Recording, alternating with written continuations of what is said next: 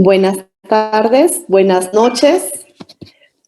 Me da un enorme placer poder convivir con ustedes y presentarles a un gran maestro del área de dermatología y micología.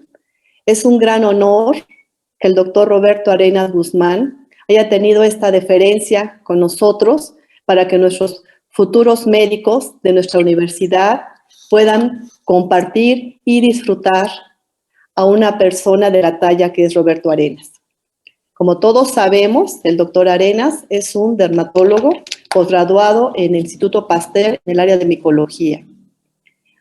Ha sido presidente de la Academia de Dermatología, de la Sociedad de Dermatología, ha sido presidente del Colegio Ibero-Latinoamericano de Dermatología, ha sido un gran amante de esta área.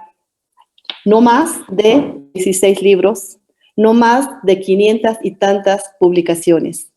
Realmente me complace, me enorgullece que Roberto haya tenido ese cariño hacia ustedes, sobre todo los médicos, y me complace muchísimo poderles presentarle al doctor con un tema que realmente es muy interesante, es un tema que teniendo un país con una pandemia y una endemia de este tipo de enfermedades, pues se nos pueda compartir todas sus grandes experiencias.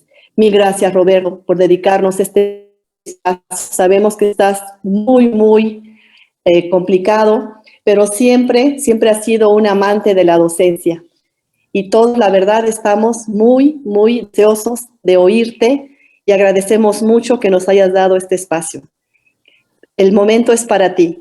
Mil gracias. Muchas gracias. Estamos esperándote para oír. Voy a subir la presentación.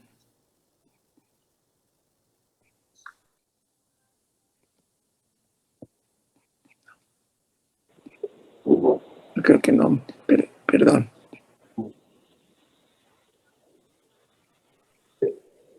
A ver, es que me equivoqué.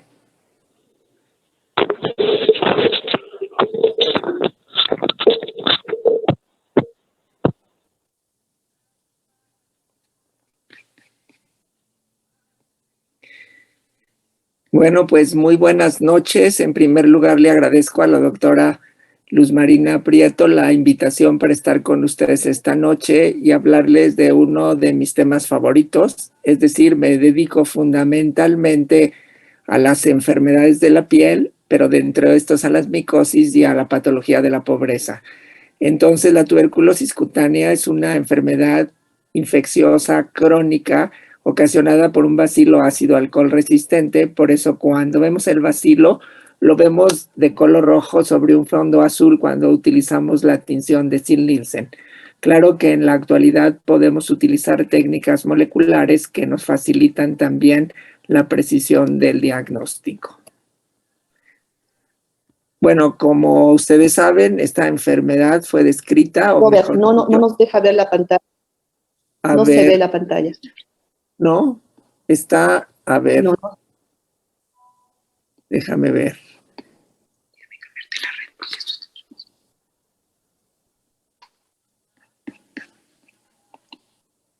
¿No lo ves? ¿No ves la pantalla? Ya se ve, doctor. Ahora sí. Ok, entonces les decía que el descubridor del agente causal de la tuberculosis fue Roberto Koch, que él fue un premio Nobel y además del bacilo de la tuberculosis que lo hizo en 1882, descubrió el bacilo del anthrax y también el agente etiológico del cólera. La tuberculosis, por supuesto, que afecta fundamentalmente a países en vías de desarrollo como el nuestro, es muy importante en la actualidad por la coinfección con la infección VIH y las formas extrapulmonares son poco frecuentes y de esta la tuberculosis cutánea apenas afecta el 1.5% de los pacientes. Hay un aumento de la tuberculosis cutánea que es paralelo al de la tuberculosis pulmonar y los problemas actuales son fundamentalmente el SIDA y la resistencia del bacilo, así como el uso de inmunosupresores. Pues en la actualidad realmente todos tenemos mucho a la transmisión de este nuevo virus que está en todo el mundo, pero la transmisión del bacilo de la tuberculosis también es más o menos sencilla. Esto que les presento en la pantalla es el diagrama de un avión que hizo un vuelo del viejo al nuevo continente y es la transmisión de el bacilo. Ustedes pueden ver por ahí los asientos, las personas sentadas y donde está el paciente sentado, y como ustedes pueden ver en ese vuelo de muchas horas, pues él fue varias veces al baño y varios de los pacientes que estaban cerca del pasillo adquirieron la enfermedad. Eso nos muestra la facilidad con que se puede contagiar el bacilo de la tuberculosis. Y también en esta otra publicación de New England Journal of Medicine ven cómo un cadáver transmitió la enfermedad al embalsamador. Eso parece como de fantasía, pero ahora que hay pruebas moleculares, pues él tenía la misma secuencia, el bacilo del cadáver y el bacilo que tenía la enfermedad, el embalsamador. Así que esto nos muestra de una manera sencilla la transmisión del bacilo.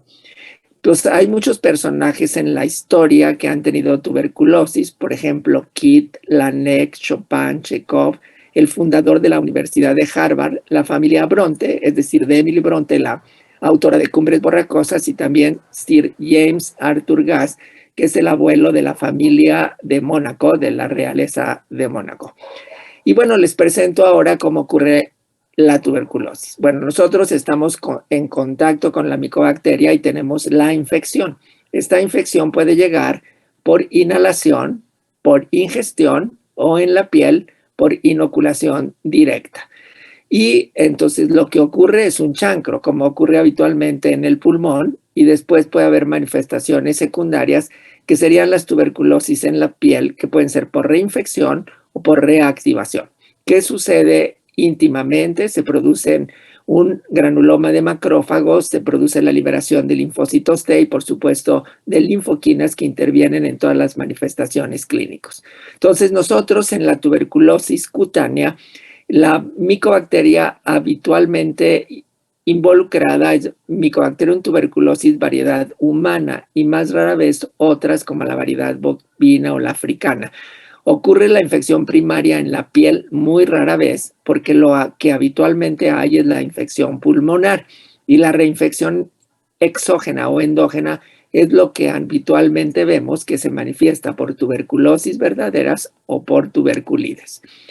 Aquí en este cuadro podemos ver cómo ocurren las tuberculosis, es decir, lo que les estaba explicando anteriormente. Después de la infección hay un granuloma, histológicamente granuloma tuberculoso, aunque nosotros le decimos ya tuberculoide, pero es que se parece al de la tuberculosis, y estamos viendo cómo puede haber la reinfección endógena, que es una reactivación de la micobacteria, que es la escrofulodermia, y la reinfección exógena que se manifiesta por tuberculosis verrugosa. De hecho, las tuberculosis verdaderas son colicoactiva, luposa, verrugosa, ulcerosa y vegetante, que les voy a presentar para que entiendan más fácilmente cuáles son las manifestaciones clínicas. Por ejemplo, es un niño que tiene contacto con un paciente que tiene tuberculosis, tiene un chancro de inoculación, es el complejo cutáneo primario, y tiene una adenopatía satélite, igual que ocurre el nódulo de Gone en el pulmonar. Y la otra es la mano de un médico, de un residente que hizo una autopsia en el hospital vecino de nosotros, en el INER, en el Instituto de Enfermedades Respiratorias. Un paciente muere de tuberculosis, hace una autopsia y se pica accidentalmente en la mano y ahí hace el chancro de inoculación. Como ven, estas formas serían muy raras, pero incluso se ha publicado un chancro tuberculoso ocasionado por tuberculosis bovis en un paciente que toreaba y con la cornada le inoculó Mycobacterium bovino. Pues vamos a ver cuáles son las formas que vemos en nuestro país. Tuberculosis colicoactiva es la más frecuente, es secundaria a una tuberculosis ósea o ganglionar. Por eso las manifestaciones se ven fundamentalmente en lugares donde hay ganglios, en el cuello, en las axilas, en las ingles. Y como en este paciente puede haber incluso linfedema del escroto. Hay nódulos, hay gomas, hay fístulas. Es más frecuente en los niños y jóvenes y puede haber otras formas clínicas como los pseudomicetomas y los gomas linfangíticos y hematógenos. Nosotros tenemos formas muy parecidas en México a las que se veían alrededor de la Segunda Guerra Mundial en Europa. Y este libro, o más bien esta fotografía, está publicada en el libro del profesor Folk, que es un médico que vino a América con la Segunda Guerra Mundial como exiliado y que enseñó la tuberculosis a nuestros maestros. Ven un caso de tuberculosis colicoactiva con una tuberculosis luposa secundaria. Estos son los gomas en la piel secundarios a una tuberculosis ósea de la cara anterior del tórax. Y vean por qué llamamos estos pseudomicetomas. Parece un micetoma porque afecta el pie, pero es una tuberculosis secundaria a la tuberculosis ósea o de pequeñas articulaciones que se manifiesta por fístulas múltiples. Esta fotografía también es del profesor Folk. Y vean que el otro es una tuberculosis linfangítica nuestra. Prácticamente nosotros, si leemos ese libro allí, aprendemos la tuberculosis. Los gomas hematógenos son estos nódulos que aparecen cerca del ombligo, y se los pongo en forma comparativa con un nódulo de la hermana Mary Joseph. Este nódulo es una metástasis de un adenocarcinoma abdominal que describió la hermana Mary Joseph, por eso lleva ese nombre, pero se parece mucho a esta forma metastásica abscedante de tuberculosis. Así es el lupus vulgar. De hecho, el lupus tuberculoso recibió ese nombre antes que el lupus eritematoso cutáneo, porque parecía que los pacientes habían sido mordidos por un lobo en la parte central de la cara. Es la segunda tuberculosis frecuente en México, afecta también fundamentalmente niños y jóvenes, y cuando las lesiones no afectan la parte central de la cara, pues se ven sobre todo en el lóbulo de la oreja. Vean estos nódulos pequeños en el lóbulo de la oreja. Hay formas menos frecuentes, como la forma ulcerativa mutilante, la hipertrófica y el lupus túmido. Este es otro lupus de la foto del profesor Folk y un caso nuestro de la parte central de la cara. Estos pacientes, si no se tratan, van evolucionando progresivamente. Este paciente yo lo vi de adolescente, no de niño. De niño había consultado con un dermatólogo amigo en Acapulco, y tiempo después abandonó el tratamiento y las lesiones siguieron progresando, y vean cómo aumentó de edad y aumentaron las lesiones de tamaño y aparecieron otras en el cuerpo, como es la del tronco y la del brazo. Las que pongo del otro lado no es tuberculosis, es una lesión clínicamente parecida y es una lesión de lepra tuberculoide. Nada más que en la lepra hay pérdida de la sensibilidad y por eso hacemos el diagnóstico diferencial fácilmente. Estos dos pacientes son de Chiapas, donde la tuberculosis es frecuente, sobre todo la tuberculosis pulmonar. Y estas lesiones nodulares pequeñas se conocen como lupomas, que se pueden ver muy bien cuando ponemos un portaobjeto.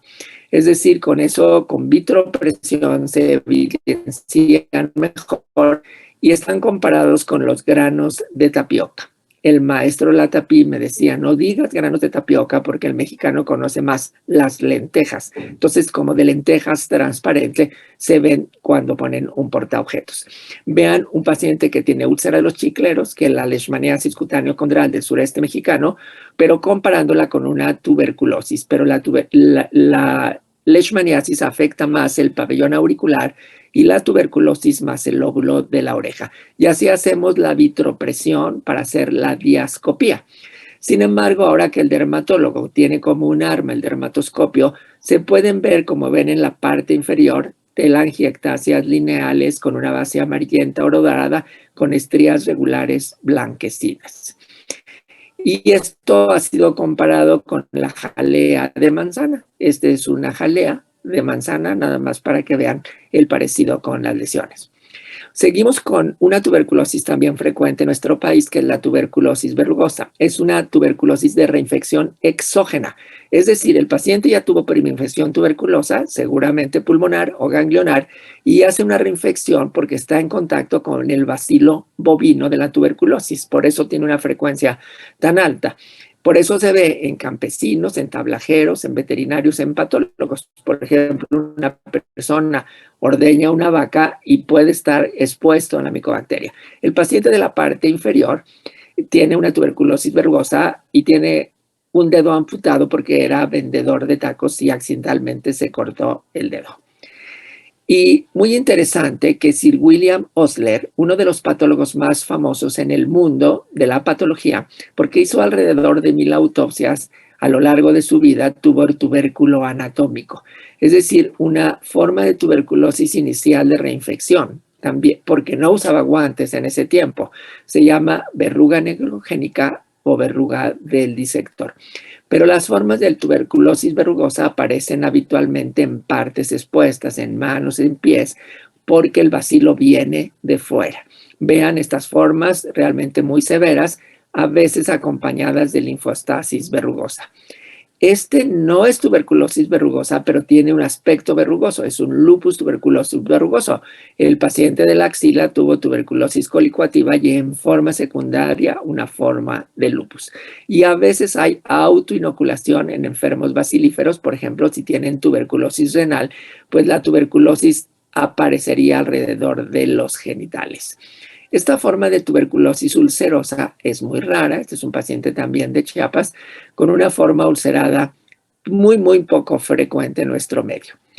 Esto que vimos fueron las tuberculosis verdaderas, pero hay tuberculitis, es decir, donde no vemos el bacilo, pero lo diagnosticamos en forma indirecta por la presencia del granuloma tuberculoide y una intradermal positiva al PPD. ¿Cuáles son las formas clínicas más frecuentes? El eritema indurado de Bazán, la tuberculitis nódulo necrótica y la micronodular. Bueno, son más raras la tuberculitis ulcerosa y las tuberculitis rosaceiformes de la cara. Esta sí es frecuente, se ve en un 15%. Afecta las pantorrillas de mujeres generalmente jóvenes. Son nódulos que se pueden ulcerar, que dejan una pigmentación en las piernas que se empeoran en el frío. Se llama también tuberculitis nodular profunda, precisamente por las lesiones de paniculitis, se ven más en inviernos y por PCR se han visto los bacilos, por eso ahora se considera que es una tuberculosis verdadera. Y el eritema indurado de Bazán, cuando se ulcera, también le llaman eritema indurado de Hutchinson, pero es el mismo, nada más con ulceración de las lesiones. Vean la tuberculitis nódulo necrótica. En los libros en inglés dicen papulonecrótica, pero en realidad la lesión es pequeña, pero es un nódulo porque tiene una lesión granulomatosa. Se ulcera en la parte central y por eso tiene una zona de necrosis. La fotografía es del profesor Folk, más bien es un molde de cera, y del otro lado un caso nuestro. Vean cómo estas lesiones se ven en nalgas, en codos y en rodillas. Y esta es la tuberculitis micronodular. Son lesiones puntiformes que parecieran de esos de la piel como de gallina que tienen los pacientes, una pitiriasis alba, o se llama también lichen scrofulosorum. Una fotografía ya de hace muchos años y unos casos clínicos nuestros, la de la parte central es también del libro del profesor Folk. Este lichen scrofulosorum o tuberculitis micronodular aparece habitualmente en personas no expuestas al bacilo o también sensibilizados al mismo. Hay un foco tuberculoso que puede ser en otro sitio. La tuberculina es positiva, se ve fundamentalmente en niños y pueden tener incluso un BCG positivo. Las lesiones, aunque están descritas como pápulas, les decía, son nódulos foliculares pequeños que se agrupan en placas. Este niño, lo vimos de niño y de adolescente y no había curado con sus lesiones muy evidentes que parece una lesiones de estas de piel de gallina del tronco, ¿no? Como una foliculitis de este tipo. Y estas son las tuberculitis faciales que se pueden confundir con lesiones de acné, con lesiones de rosácea, pero hay un granuloma histológicamente. Estas son rosáceas verdaderas. La de abajo es una dermatitis perioral ocasionada por esteroides tópicos, es una dermatitis rosaceiforme, y la de arriba es una verdadera rosácea que se ve en la cara, en la frente, y que pueden tener alteraciones oculares. Son tuberculitis ulcerosas que tienen esas lesiones como orejitas, sobre todo en las piernas, pero son muy raras.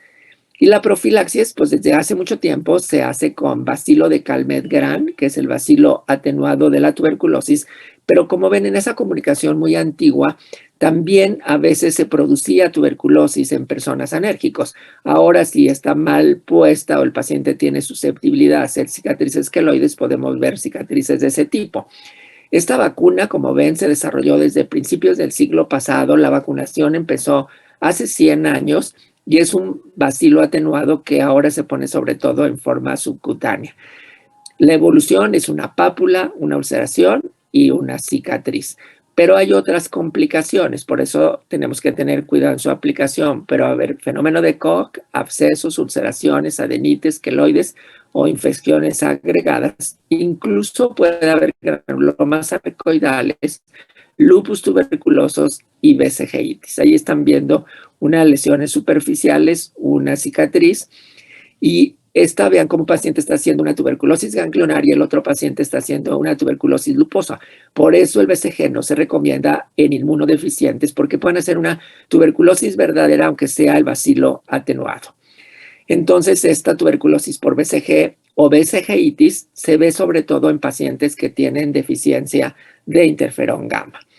Y bueno, estas no son tuberculosis de la piel, pero secundariamente se pueden manifestar en la piel. Por ejemplo, esta es una osteitis fímica, es decir, una tuberculosis osteoarticular, o puede ser de los huesos, y en forma secundaria pues se ve una tuberculosis cólico-activa, o como ya veíamos, se ven pseudomicetomas en los pies, o dactilitis, que puede ser lítica o una espina ventosa. Es una dactilitis tuberculosa. Vean cómo en la radiografía estamos viendo la lisis de la falange terminal, y esta es una espina ventosa, es decir, donde el hueso se dilata y puede hacer fístulas en forma secundaria. Les menciono la dactilitis tuberculosa porque curiosamente Laennec, el que describió la cirrosis de Laennec, murió de tuberculosis intestinal. ¿Por qué? Porque tenía dactilitis tuberculosa y tenía la costumbre de chuparse el dedo. Entonces ingirió los bacilos e hizo una tuberculosis intestinal. Este es el mal del POT, que es una tuberculosis de la columna, que no sabemos si esta estatuilla del preclásico nuestro podía tener una alteración semejante o a lo mejor una enfermedad congénita. Esta forma de tuberculosis miliar aguda diseminada no la he visto.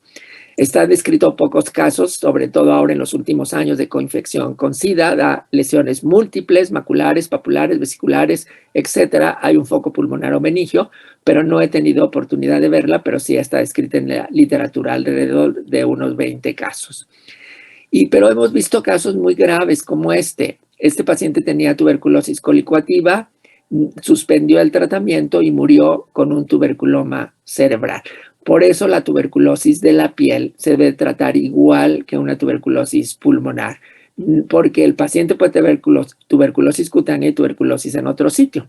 Vean, es una paciente de nuestro pueblo con el traje típico y están viendo las cicatrices de tuberculosis en el cuello. Y como les hablé mucho en la plática del profesor Folk, este es el médico que vino exiliado de Europa durante la Segunda Guerra Mundial, que había aprendido la tuberculosis en los hospitales de Viena, que eran hospitales de tuberculosis, y que enseñó a nuestros maestros a entender la tuberculosis, de tal manera que así como se las expongo, yo la aprendí también de mis maestros. Es así la clínica, pero como confirmamos el diagnóstico, podemos hacer un PPD. Ahí hay una forma hiperérgica con formación de vesículas. Tienen PPD positivo si tienen contacto con el bacilo, pero los pacientes con tuberculosis pueden tener una forma más positiva.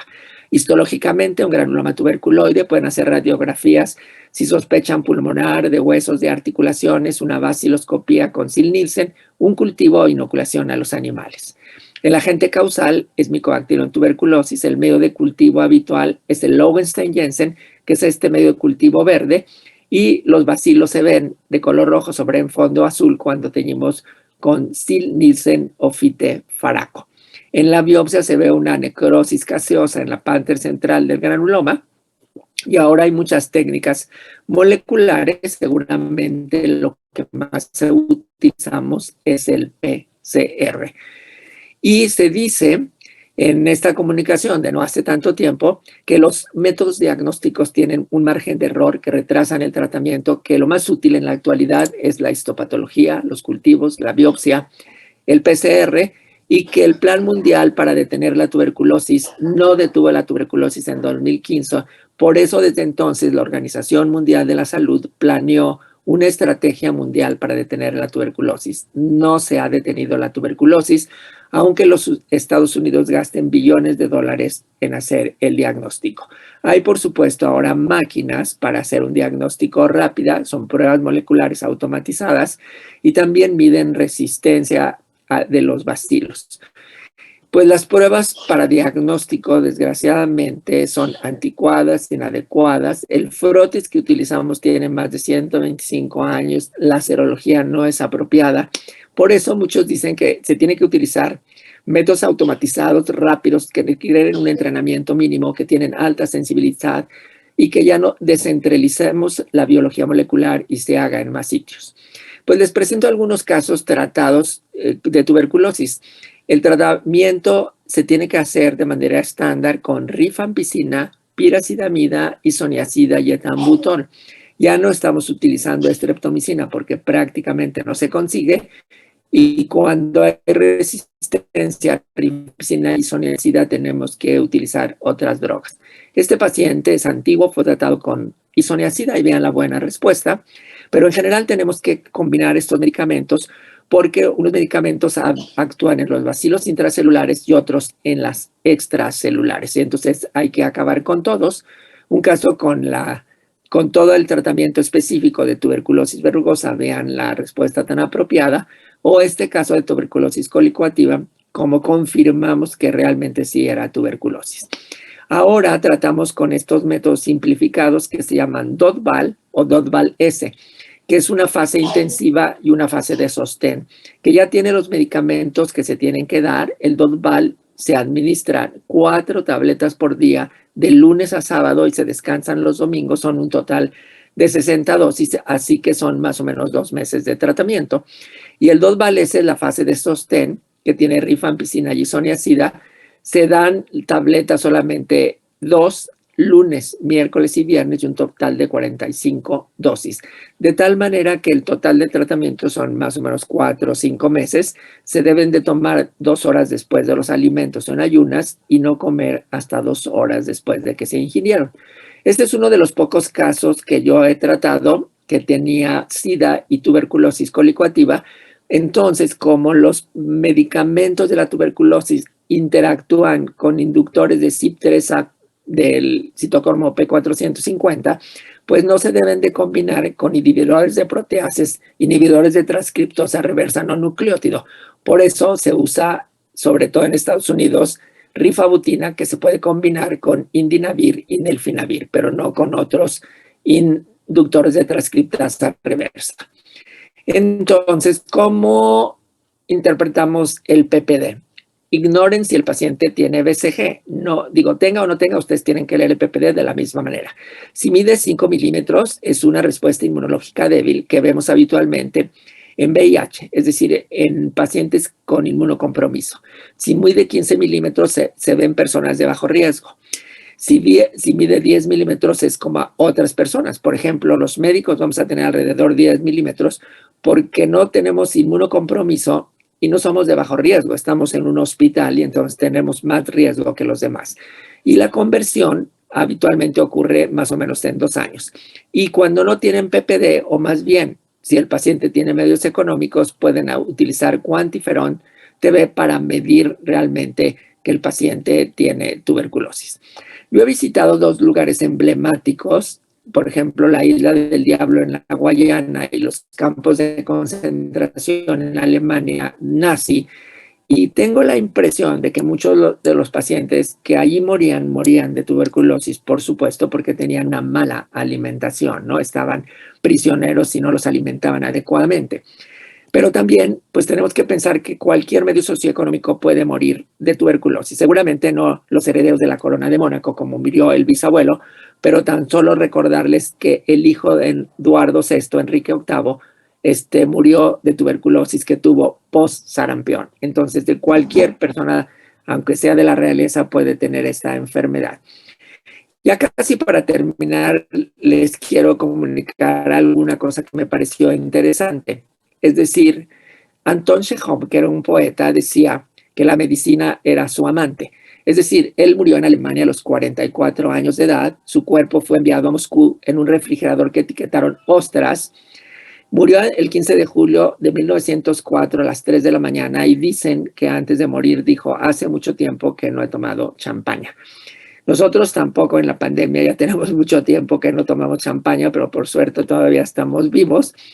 Pero él me parece muy interesante decirles que murió de tuberculosis, por eso lo mandaron en este refrigerador que decía ostras, pero él decía una frase muy interesante, la medicina es mi esposa legal y la literatura mi amante. Cuando me canso de una, paso la noche con la otra. Aunque es una rutina irregular, es menos aburrida y además ninguna de ellas se ve afectada por mi infidelidad, porque es una recomendación que les quiero dar por si piensan ser infieles. El futuro, pues por ejemplo, describir los genes y la combinación de medicamentos nuevos que son muy caros y que todavía no están disponibles.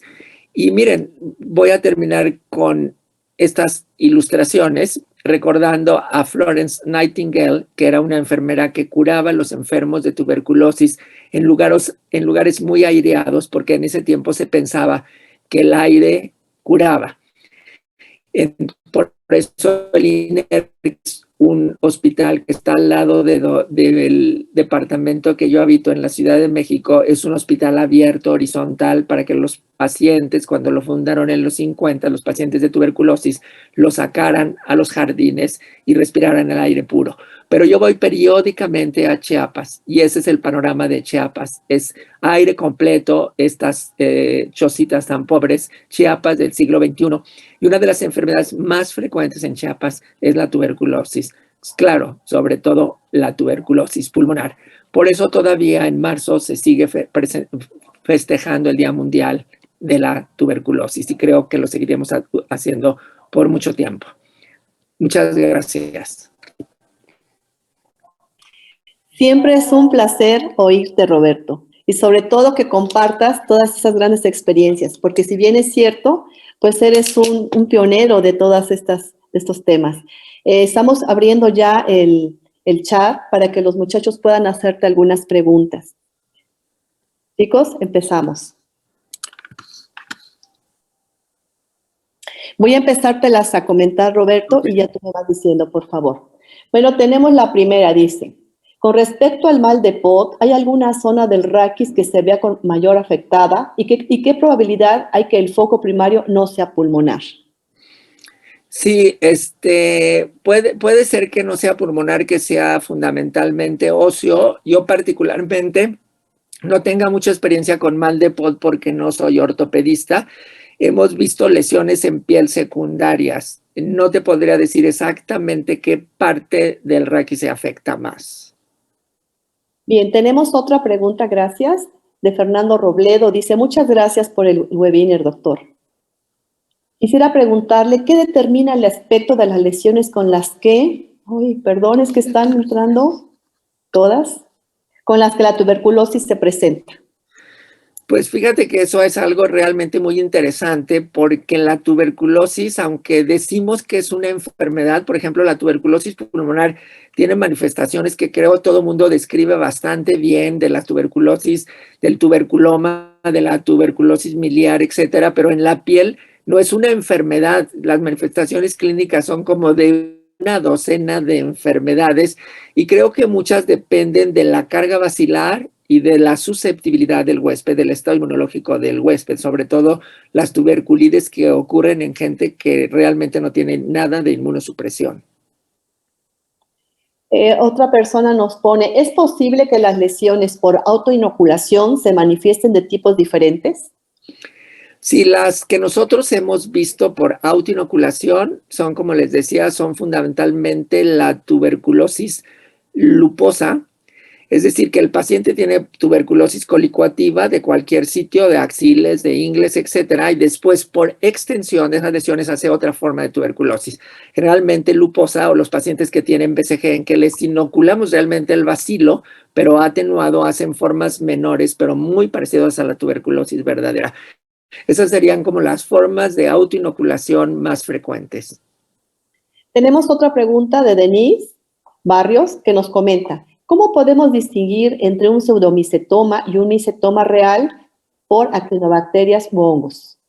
Sí, el diagnóstico clínico realmente es muy difícil porque es muy parecido. Incluso si haces una radiografía, vas a encontrar lisis de los huesos afectados en la tuberculosis, como encontrarías en un micetoma. Los que nos dedicamos a los hongos, pues realmente hacemos un estudio micológico, es decir, hacemos un examen directo del exudado buscando los granos para demostrar el micetoma, y en caso de tuberculosis hacemos un frotis para Sil-Nielsen y buscamos los bacilos ácido alcohol resistentes. De todas las presentaciones de tuberculosis cutánea, ¿cuál es la más común? Y muchas gracias por su excelente ponencia, nos dice Ana María Armenta. Mira, la más frecuente es la tuberculosis colicoactiva y seguramente la que le sigue en frecuencia es la tuberculosis verrugosa. Y un poco menor, como en tercer lugar, sería el eritema indurado de Bazán. También estas tres formas de tuberculosis son más fáciles de diagnosticar para todos, para cualquier clínico. En cambio, las otras formas, si no lo sospechan, puede ser que pasen inadvertidas para el clínico. Bien, hay otra pregunta que me pareció también interesante y que creo que todos tenemos también la inquietud, sobre todo por las condiciones que hay de la administración de los medicamentos. Aquí nos comentan, disculpe doctor, ¿pudiera orientarnos dónde se pueden adquirir los fármacos que mencionó, por favor? Pues mira, lo más adecuado es que orienten al paciente que diagnostican tuberculosis ya probada con un epidemiólogo de un hospital, porque ellos piden a la Secretaría de Salud y el tratamiento es gratuito. Sin embargo, los pacientes que yo he visto en forma privada, que no quieren ir a los hospitales, por ejemplo, en esta época que no se quieren acercar a los hospitales por el miedo del COVID, entonces lo pueden comprar en estas grandes farmacias de fármacos especializados. Encuentran Dosval y Dosval S, que no es barato, es caro para un paciente de bajos recursos. Muchas gracias, Roberto. Aquí otra pregunta que también es interesante. Benítez de Lemus, Víctor, nos pregunta, en una madre con VIH positivo en trabajo de parto, ¿qué indicación tendría la BCG en el neonato? Pues es una cuestión bueno, es algo cuestionable el que lo apliques o no. A veces es decisión de los padres. De hecho, esta vacuna no se aplica voluntariamente. Los padres tienen que decidir si se los ponen. Se pone como una medida profiláctica de tuberculosis, aunque se ha señalado que realmente lo único que protege es la tuberculosis cerebral y la tuberculosis gastrointestinal, pero no protege de otras formas de tuberculosis.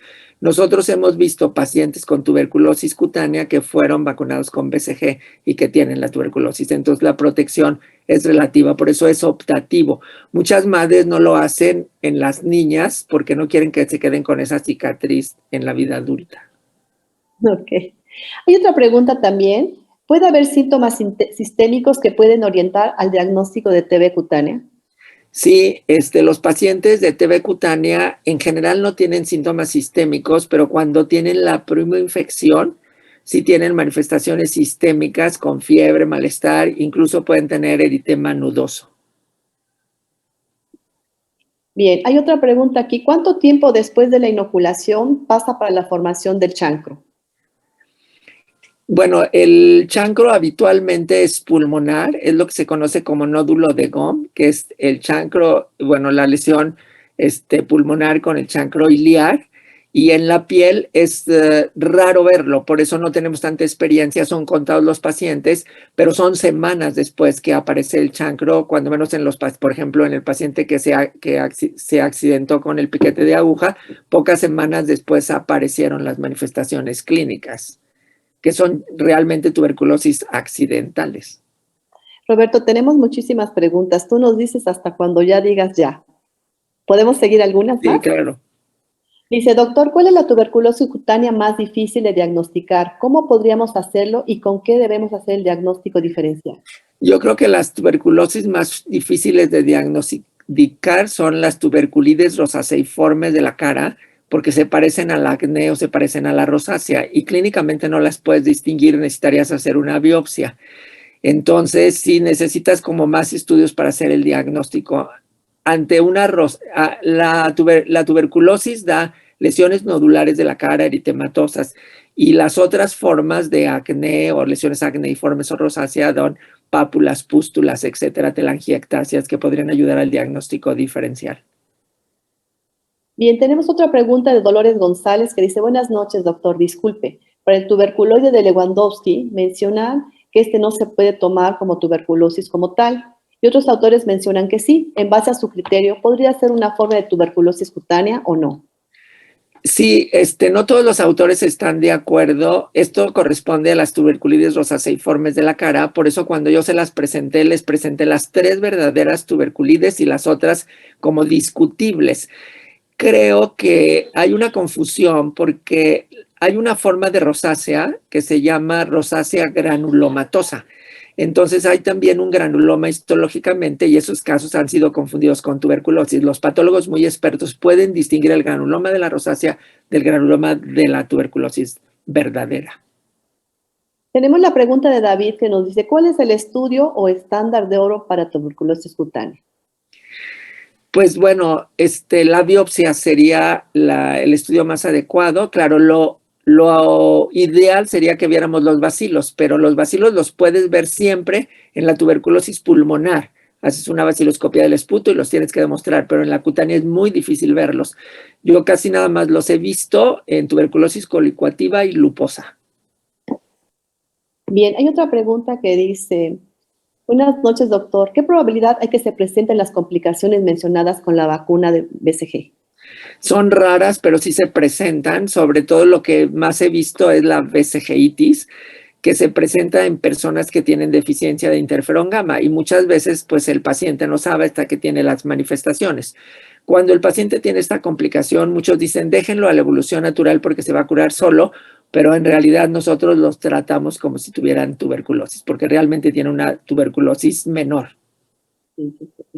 Buenas noches. ¿Usted ha utilizado Linezolid como tratamiento contra TB? Y si es que es así, ¿cuál ha sido su experiencia con este producto? No tengo experiencia en utilizar Linezolid realmente para para tuberculosis, porque el tratamiento no es corto, el tratamiento tendría que ser largo y es un medicamento muy caro.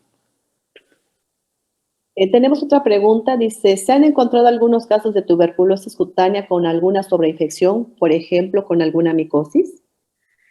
Pues no que recuerde.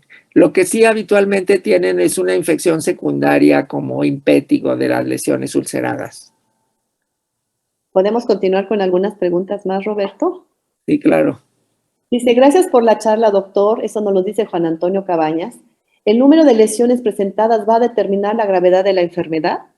Pues yo creo que solamente en la tuberculosis miliar diseminada, que es una tuberculosis que afecta prácticamente todo el cuerpo y es una forma muy grave de tuberculosis, prácticamente que el paciente tiene incluso invasión a órganos internos. Tenemos una pregunta de Fernanda Raff. Buenas noches. ¿Hay posibilidad de que se desarrolle una tuberculosis cutánea a partir de la aplicación de la vacuna BCG en pacientes con VIH o inmunocomprometidos?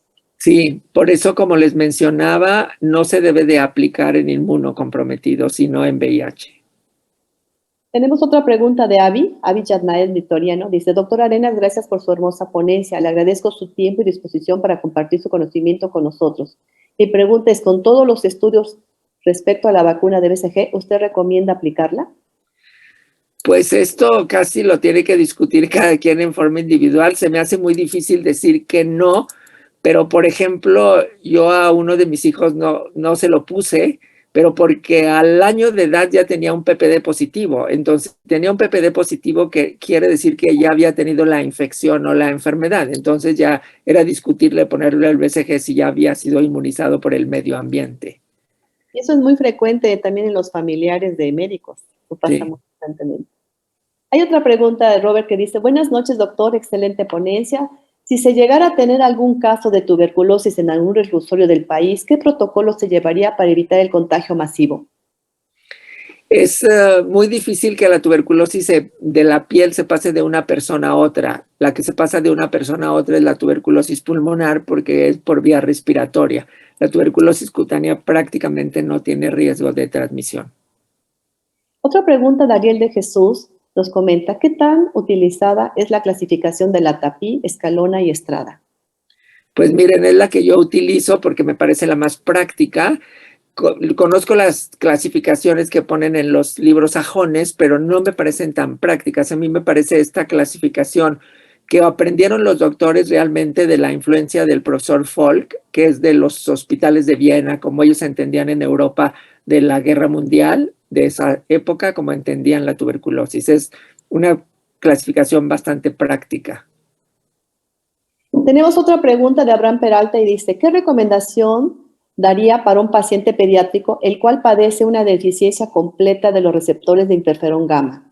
¿Sería oportuno aplicarle la BCG? No, no creo. Yo aquí no lo mandaría con un experto inmunólogo o con un pediatra, realmente un servicio de pediatría para que ellos lo manejaran. Yo no me atrevería a hacer el manejo. Esta pregunta me parece interesante y creo que la opinión tuya con toda tu experiencia pudiera aclarar esto con los jóvenes. Dice, buenas noches, doctor. ¿Existe algún cambio dentro de los resultados del laboratorio, llámese biometría hemática, química sanguínea, etcétera, que nos pudieran llegar a ser sospechosos en el paciente que presente TB?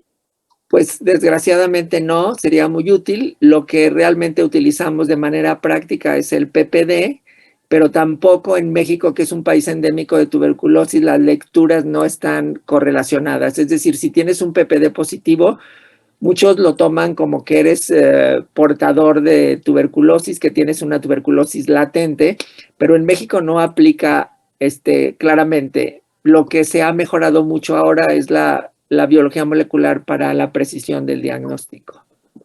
Hay una pregunta aquí que me parece interesante y Mario dice, doctor, buenas noches, discúlpeme. Quisiera preguntarle cuántos chancros ha tratado usted y cuál ha sido el pronóstico de estos pacientes. No, los chancros son muy raros. En realidad, los chancros frecuentes son los sifilíticos. Los chancros de la tuberculosis son realmente excepcionales. Vamos a algunos más, porque ya para ya no robarte tanto tiempo, Robert. Dice, buenas noches, maravillosa ponencia. Mi pregunta es, ¿considera que se tienen bien documentados los casos de tuberculosis cutánea en México? No creo. Yo creo que los bien documentados son de hospitales como de tercer nivel, muy bien, que están muy bien, con un buen armamentario, por ejemplo, de histopatología, de microbiología y ahora pues de biología molecular. Aquí una pregunta que también, de acuerdo a la experiencia, doctor, nos pudiera comentar qué tipos de tuberculosis cutánea son más frecuentes en pacientes diabéticos. Fíjate que no te sé decir, porque no he estudiado así específicamente a los pacientes diabéticos con tuberculosis, pero yo creo que tienen que ser las mismas que vemos, pero no te lo puedo precisar. Hay otra pregunta de Carlos Asensio que nos dice, buenas noches, doctor, gracias por la excelente ponencia. ¿Por qué es importante el escrutinio de tuberculosis cuando se usan anticuerpos monoclonales o terapia biológica? Me parece una muy buena pregunta. Sí, claro, ahora realmente no empiezan el tratamiento de los biológicos si no está perfectamente determinado que el paciente no tenga algún indicio de tuberculosis latente, porque acuérdense que estos derivados biológicos son inmunosupresores y aunque muchos son inmunomoduladores, de todos modos el desarrollo de tuberculosis es una de las complicaciones más temidas. Tenemos otra pregunta, dice, doctor, en caso de atender un paciente con TB cutánea, ¿a quién acudo para notificar al sector salud? ¿Cuándo es idóneo realizar esto? Pues la tuberculosis es una enfermedad de notificación obligatoria. Entonces, habitualmente en los hospitales hay formatos ya para hacer la notificación. Es decir, como hay servicios de epidemiología, es como la tuberculosis, la lepra, el sarampión, la varicela, etcétera. Todas estas enfermedades en nuestro país son de notificación obligatoria. Bien, vamos a dos más preguntas. Por ejemplo, ¿por qué en el anterior esquema de vacunación de México se aplicaba la BCG al nacer y por qué actualmente ya no es así? Pues fíjate que realmente no sé contestar por qué modificaron eso. No sé. Yo tampoco lo desconocía. Yo me quedé en que nos las ponían antes. Actualmente no sabía que ya no. No sé, a veces es la escasez. No sé. Bien, vamos a con la por favor, acuérdense que deben de apagar sus micrófonos. Estamos en la charla con el doctor Arenas. Bien, Tenemos una pregunta más, Robert. Hay muchísimas que después yo creo que te las voy a enviar para que no también abusemos de tu tiempo. Estamos ahorita nada más terminando aquí. Buenas noches, doctor. Para un paciente de bajos recursos, ¿cuál sería desde su experiencia un diagnóstico y manejo adecuado? Y muchas gracias por su ponencia. Eso nos lo dice Jania Montserrat Cortés. Pues desgraciadamente no hay maneras diferentes para confirmar el diagnóstico. Tienes que hacer la clínica y confirmar cuando menos con la histopatología y mandarlo a un servicio de atención de hospitales para pacientes de bajos recursos, pero no hay otra manera de apoyarlos. Voy a cerrar la gran cantidad de preguntas que hay con esta que me parece también muy importante, sobre todo por la experiencia que tiene Roberto en las regiones de Chiapas. Esta es una paciente que se llama una alumna Joana Deita Hernández y dice, buenas noches, doctor, gracias por su ponencia. Disculpe, ¿usted qué nos recomendaría para no confundir un lupus tuberculoso a un cuadro de leishmaniasis si sabemos que también puede presentarse en regiones como en Chiapas? Sí, no te creas que es tan fácil la diferenciación. Curiosamente, tengo un paciente que tuvo las dos enfermedades en la misma oreja. Pero en la parte del superior, en el pabellón auricular, tuvo la leishmaniasis y años después tuvo en el lóbulo la tuberculosis. Como histológicamente los dos dan un granuloma, si el patólogo no tiene mucha experiencia es difícil distinguir. Nada más hay que recordar que en la biopsia de la leishmaniasis lo que vemos son histiocitos con amastigotes y en la biopsia de la tuberculosis vemos un granuloma que puede tener necrosis gaseosa. Entonces, clínicamente pueden ser realmente muy parecidas. Bien, todavía hay muchas preguntas, Roberto, pero yo creo que ya rebasamos el tiempo. Es un gran placer. Nosotros quisiéramos seguir abusando de tu paciencia y de tu experiencia, pero yo creo que ya es el momento de darte las gracias porque debes de estar cansado. Todos estamos muy motivados. Tuvimos 483 alumnos y personas interesadas en compartir contigo. Todos nuestros niños te están dando un agradecimiento. Estamos muy motivados.